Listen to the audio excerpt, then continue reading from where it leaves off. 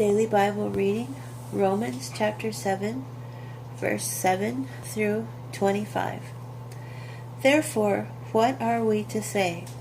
That the Torah is sinful? Heaven forbid. Rather, the function of the Torah was that without it, I would not have known what sin is. For example, I would not have become conscious of what greed is if the Torah had not said, "Thou shalt not covet." But sin, seizing the opportunity afforded by the commandment, worked in me all kinds of evil desires. For apart from Torah, sin is dead. I was once alive, outside the framework of Torah. But when the commandment really encountered me, sin sprang to life, and I died. The commandment that was intended to bring me life was found to be bringing me death. For sin, seizing the opportunity afforded by the commandment, deceived me, and through the commandment, sin killed me. So the Torah is holy.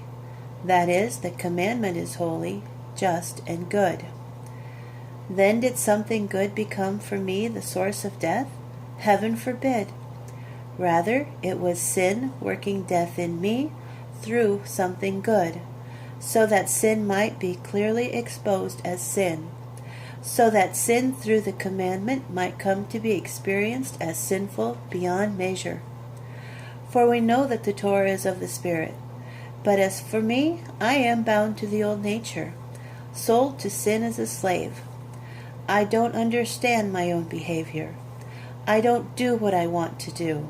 Instead, I do the very thing I hate. Now, if I am doing what I don't want to do, I am agreeing that the Torah is good. But now it is no longer the real me doing it, but the sin housed inside me.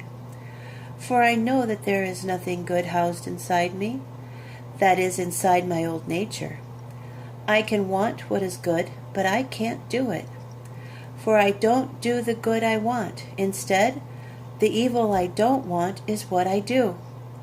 But if I am doing what the real me doesn't want, it is no longer the real me doing it, but the sin housed inside me. So I find it to be the rule, a kind of perverse Torah, that although I want to do what is good, evil is right there with me. For in my inner self I completely agree with God's Torah, but in my various parts I see a different Torah, one that battles with the Torah in my mind and makes me a prisoner of sin's Torah, which is operating in my various parts. What a miserable creature I am! Who will rescue me from this body bound for death? Thanks be to God, He will, through Yeshua the Messiah, our Lord. To sum up, with my mind, I am a slave of God's Torah, but with my old nature, I am a slave of sin's Torah.